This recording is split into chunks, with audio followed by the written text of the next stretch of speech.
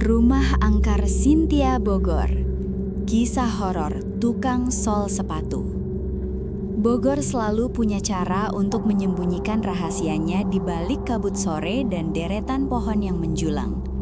Di salah satu sudut wilayahnya, berdiri sebuah monumen kesedihan yang oleh warga sekitar disebut sebagai Rumah Cynthia.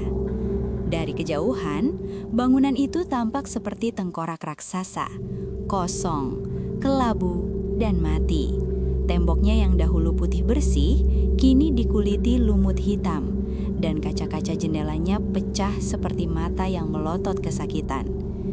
Di sudut garasi yang lembab, teronggok sebuah bangkai mobil yang berdebu, tempat yang menjadi saksi bisu sebuah tragedi yang tak pernah benar-benar selesai. Nama saya Rusmana, asli dari Pangandaran. Sudah 8 tahun saya mengadu nasib di Bogor sebagai buruh pabrik.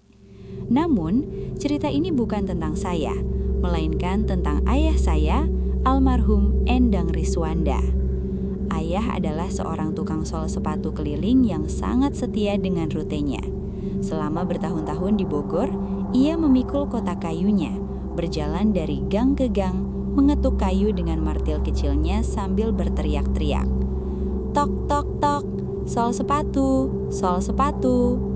Bagi ayah, rute favoritnya adalah kawasan perumahan tua yang tenang di perbukitan. Dan ada satu rute baru yang selalu ayah ceritakan dengan antusias setiap kami sedang berkumpul sambil nonton TV. Rumahnya besar-besar, Rus. Orang-orangnya sopan. Ceritanya suatu malam sambil mengasah pisau solnya di ruang keluarga sambil sesekali nonton acara TV. Di sana ada satu rumah yang menurut ayah paling megah. Setiap kali ayah lewat sekitar jam 4 atau 5 sore saat matahari mulai meredup keemasan, rumah itu selalu tampak hidup. Lampu teras menyala temaram, aroma melati tercium dari halaman, dan suara musik pop lagu kenangan sayup-sayup terdengar dari dalam. Ayah sudah beberapa kali melayani keluarga di rumah itu. Ia bercerita tentang seorang asisten rumah tangga yang rajin dan seorang anak perempuan kecil bernama Cynthia yang sering duduk diam di dalam mobil di garasi. Anaknya cantik tapi pendiam, Rus, seperti orang yang sangat lelah. Ia sepertinya suka sekali coklat. Tiap aku datang, seringnya pas lihat dia sedang makan coklat di dekat garasi, kata ayah. Puncaknya terjadi pada suatu Selasa sore yang mendung. Ayah dipanggil oleh sang pemilik rumah, seorang wanita parubaya yang anggun. Ia ditemani oleh anaknya yang suka makan coklat itu. Hari itu anaknya terlihat sangat pucat, seolah ia sedang sakit. Perempuan itu memberikan sepasang sepatu anak-anak berbahan kulit domba yang sangat halus. Pak Endang, tolong ganti solnya, sudah tipis sekali, ucap wanita itu. Suaranya halus, namun ayah merasa tengkuknya merinding tanpa alasan. Ayah memeriksa stok sol di kotaknya, tapi ternyata tidak ada yang ukurannya pas untuk ukuran anak-anak. Memang ayah jarang sekali mengganti sol untuk anak-anak, jadi tidak menyetok ukuran sol seperti itu. Maaf Bu, ukurannya sedang kosong. Bagaimana kalau saya bawa dulu? Besok sore jam 4 saat saya lewat sini lagi, saya antarkan yang sudah jadi. Wanita itu mengangguk pelan. Bawa saja Pak, saya tunggu besok sore. Ayah membawa sepatu itu pulang. Malamnya, saya melihat ayah bekerja di bawah lampu bohlam 10 watt. Saya ingat betul, sepatu itu mengeluarkan aroma parfum bunga yang sangat kuat, begitu wangi hingga menutup bau aibon yang biasa memenuhi ruangan. Ayah menyelesaikannya dengan sangat rapi, seolah itu adalah mahakarya terakhirnya. Keesokan harinya, jam 4 sore tepat, ayah kembali dengan sepatu yang sudah mengkilap. Namun sesampainya di depan lokasi, langkah kaki ayah mendadak kaku. Ia mengucek matanya, mengira kabut Bogor sedang mempermainkan penglihatannya. Rumah yang kemarin ia datangi, yang megah, asri, dan hangat, telah hilang. Di hadapannya kini hanya ada rumah kosong yang selama ini belum pernah ia lihat. Halaman yang kemarin penuh bunga kini tertutup ilalang setinggi dada manusia. Tidak ada tanda-tanda kehidupan sama sekali. Ayah menelan ludah, dadanya sesak. Ia melihat ke arah garasi. Mobil yang kemarin tampak bersih kini hanyalah rongsokan besi tua yang tertutup debu. Dengan tangan gemetar, ayah bertanya pada seorang pria yang kebetulan lewat di seberang jalan. "Permisi Pak, rumah ini penghuninya kemana ya? Saya mau antar sepatu." Pria itu berhenti menatap ayah dengan tatapan aneh, heran sekaligus iba. "Pak, rumah ini sudah kosong lebih dari 10 tahun. Sejak kejadian tragis itu, tidak ada yang berani tinggal di sini.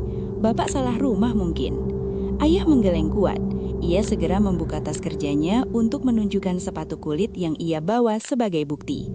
Namun begitu resleting tas terbuka, ayah hampir pingsan. Sepatu kulit domba yang harum dan cantik itu telah berubah menjadi sepasang sepatu tua yang kusam. Hanya solnya saja yang baru. Ayah hari itu langsung pulang dan tidak jadi keliling. Sejak hari itu, ayah jatuh sakit selama berminggu-minggu dan tak pernah lagi mau menyentuh alat sol sepatunya hingga ia mengembuskan nafas terakhir. Tapi entah ada hubungannya atau tidak, saya tidak tahu. Karena menurut dokter, ayah menderita asam lambung akut sebelum akhirnya meninggal. Tapi dari yang saya dengar, keangkeran rumah dan mobil tersebut sebenarnya berakar dari sebuah luka lama yang tak terobati. Dahulu, rumah itu adalah simbol kejayaan seorang pengusaha semen sukses. Namun roda nasib berputar kejam, bisnisnya hancur, hutang menumpuk, dan kemiskinan datang mengetuk pintu. Di tengah keputusasaan, sang ibu memilih pergi meninggalkan keluarga demi kehidupan yang lebih baik bersama pria lain. Meninggalkan suaminya yang depresi dan putrinya, Cynthia, yang masih berusia 11 tahun. Tragedi memuncak ketika segerombolan debt collector datang dengan beringas, mendebrak pagar dan berteriak mengancam. Cynthia yang saat itu sendirian dan dicekam ketakutan luar biasa, tidak tahu harus lari kemana. Ia berlari ke garasi dan mengunci diri di dalam mobil. Di gelap dan pengapnya kabin mobil, Cynthia meringkuk di bawah jok, menutup telinganya rapat-rapat sambil menangis terseduh-seduh. Tragisnya, karena ketakutan yang memicu asma dan kondisi mobil yang kedap udara di bawah terik matahari, Cynthia meninggal dunia karena kehilangan oksigen di dalam persembunyiannya sendiri. Arwah yang malang itu konon tetap tinggal di sana, terjebak dalam memori sore hari saat ia masih menunggu ibunya pulang. Itulah sebabnya bagi mereka yang memiliki kepekaan atau sekedar lewat di waktu yang salah, rumah itu akan menampakkan wujud aslinya yang megah.